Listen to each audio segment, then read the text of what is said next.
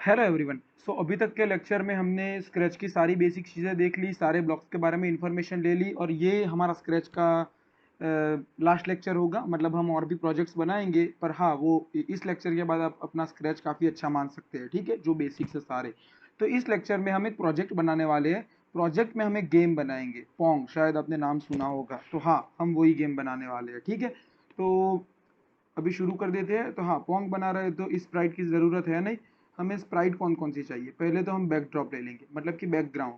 ठीक है, तो वो होगा नियॉन टनल, क्योंकि नियॉन टनल के अंदर ये काफ़ी अच्छा लगेगा, तो मैंने नियॉन टनल ले लिया है। ठीक है, और मुझे एक और बैकड्रॉप ऐड करना है जो होगा एंड स्क्रीन के लिए। ठीक है, एंड स्क्रीन मतलब जब गेम ओवर होगी तब, तो वो भी मैं नियॉन टनल ही ले रहा हूँ। अब मैं बैकड्रॉप्स में जाऊंगा और जो नियॉन टनल 2 है उसमें मैं गेम ओवर ऐसा प्रिंट करवाना चाहता हूँ। तो उसके लिए मैं क्या करूँगा, उसके लिए मैं यहाँ लिख दूंगा, sorry spelling mistake, game over. ठीक है, और उसका टेक्स्ट मैं कर दूंगा पिक्सल, क्योंकि इस तरह की गेमों में पिक्सल फॉन्ट काफ़ी अच्छा लगता है। Okay, I think I made a mistake. तो हाँ ठीक है, अब साइज इसकी बड़ी करनी है। हाँ, उसके बिना अच्छा नहीं लगेगा ये।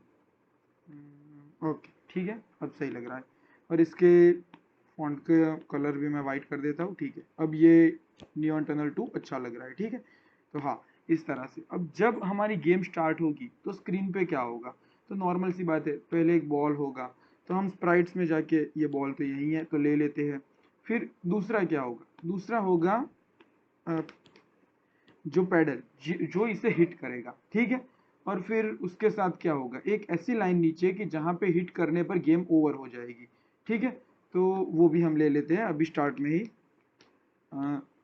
Red line. ठीक है, अब इन तीनों चीज़ों को मुझे सेट करना है, तो हम प्रोग्रामिंग से सीधा स्टार्ट करेंगे, इन्हें प्रोग्राम ही करेंगे। तो पहले हम बॉल को प्रोग्राम कर रहे हैं। ठीक है, अब बॉल को प्रोग्राम करने के लिए मुझे क्या करना है, सबसे पहले तो व्हेन फ्लैग इज क्लिक्ड, इस फ्लैग को क्लिक करने पर सारी गेम स्टार्ट होगी, तो सारी इवेंट तभी स्टार्ट होनी चाहिए। ठीक है, अब क्या करेगा, जब हम, नॉर्मल सी बात है कि जब हम बॉल को, आई मीन गेम को स्टार्ट करेंगे, तो बॉल ऐसे ऐसे जाता रहेगा कहीं भी, और एज को हिट करने पर पीछे आएगा। तो फॉर एवर ब्लॉक लगा रहा हूँ मैं, क्योंकि ये होता ही रहना चाहिए कंटिन्यूअस जब तक गेम स्टॉप नहीं करते हम।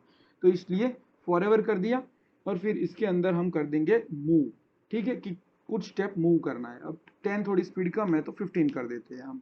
15, 20, आप जितने भी स्पीड पे खेल पाए वो कर सकते हैं। इनफैक्ट आप अगर फुल गेम बनाना चाहे तो लेवल्स भी रख सकते हैं, कि लेवल जैसे बढ़ता जाएगा वैसे स्पीड बढ़ती जाएगी।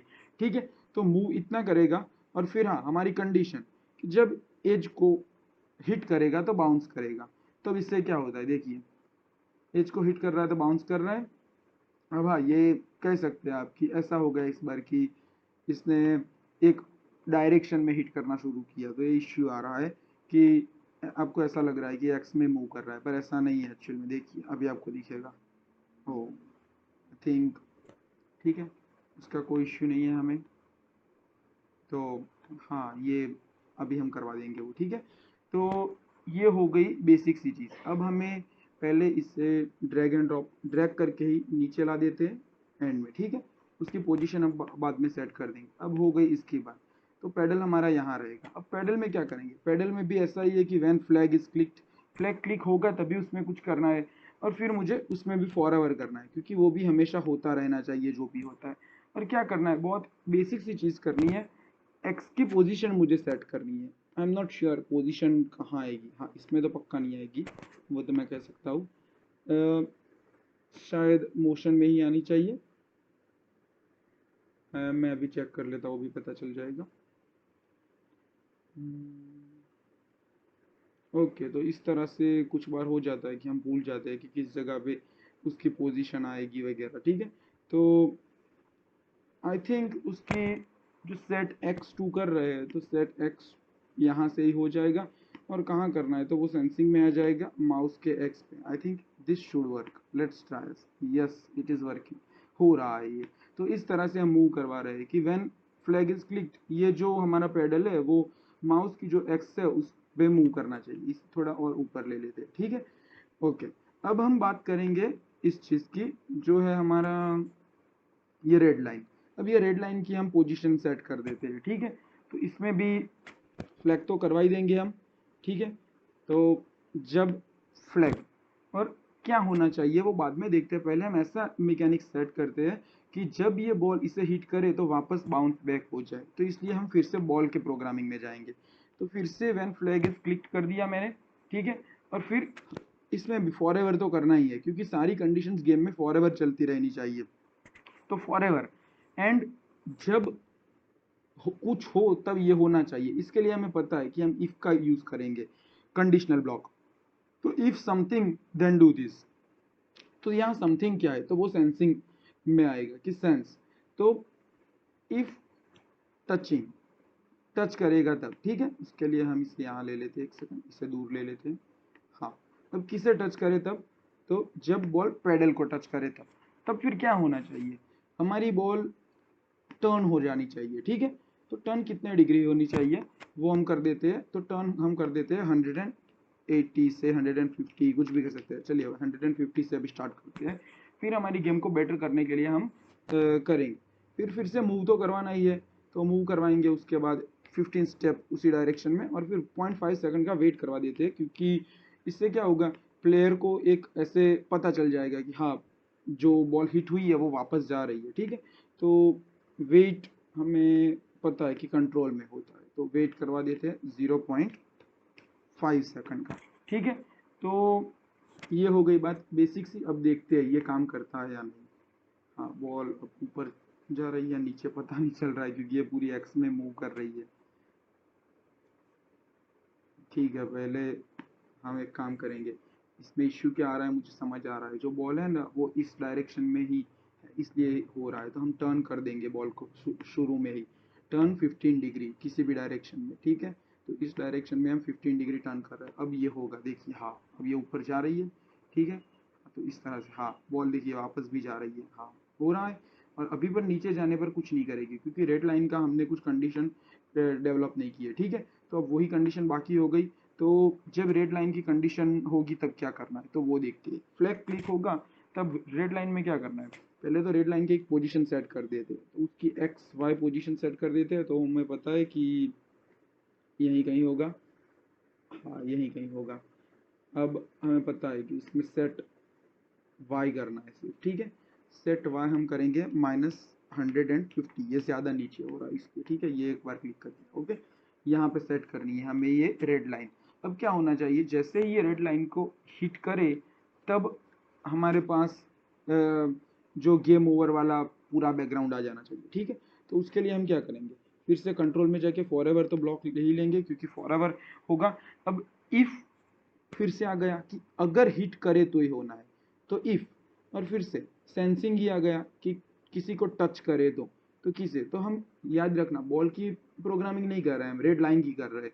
तो अगर ये बॉल को टच कर जाए तो हमें कुछ करना है। अब हमें क्या करना है, तो हमें एक पहले तो बैकड्रॉप पे जाना है, कि हाँ दूसरे बैकड्रॉप पे चले जाना है, मतलब कि हमें लुक चेंज कर देना है, जो कि होगा, हाँ ठीक है, switch to backdrop, neon tunnel 2 कर दिया। एंड फिर स्टॉप ऑल करना है, हमें सब कुछ पूरी प्रोसेस हमें स्टॉप कर देनी है। तो हाँ ये रहा हमारा स्टॉप ऑल। तो ठीक है, ये हमारी गेम देख लेते हैं एक बार ये काम कर रहा है या नहीं। अब ये ऊपर जा रहा है या नहीं, आई एम नॉट श्योर। फिर से ठीक है, स्टॉप करके फिर से ट्राई करते हैं। हाँ जा रहा है, देखिए यहाँ हिट कर रहा है तो वापस जा रहा है, नीचे जाने पर गेम ओवर आ रहा है, ठीक है। मैंने बॉल को फिर से यहाँ ला के स्टार्ट कर दिया, ओके।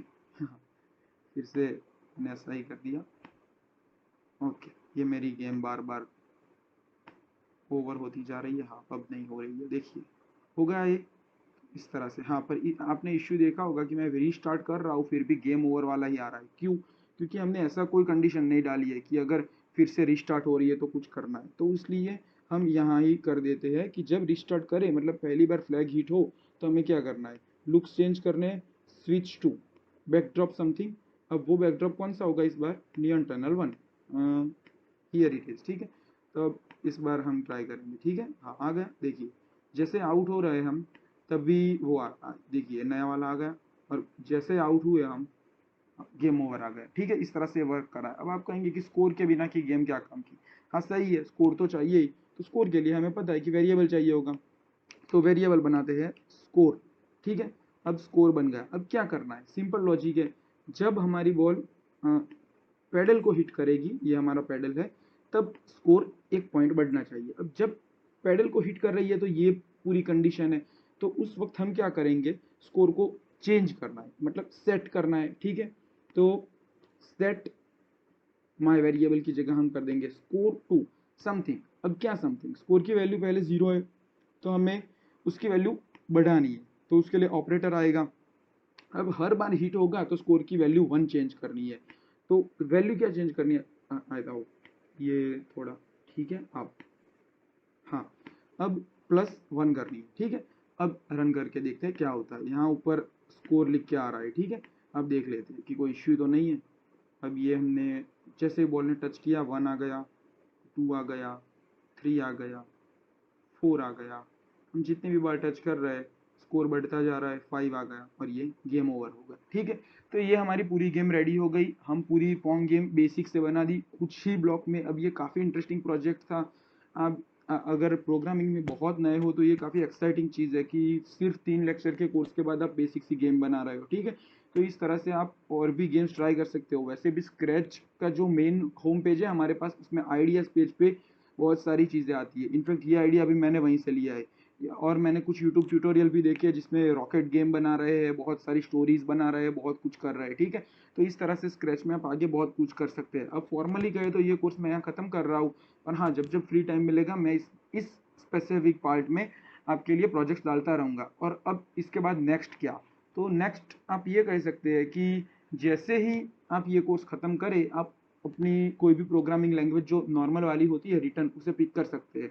आई वुड सजेस्ट कि आप पाइथन पिक करें, सीखने में ईजी है बिगिनर्स के लिए, और स्क्रैच सीखने के बाद बहुत आसान होगा, सिर्फ सिंटेक्स सीखना है और आप पाइथन में बहुत जल्दी पावरफुल हो जाएंगे। पर आप C++ कुछ भी कर सकते हैं। वैसे हमारी चैनल में इसके प्लेलिस्ट अवेलेबल है, आप एक बार अगर आपको ट्राई करना हो तो देख सकते हैं, ठीक है। Thank you for attending this course, thank you very much.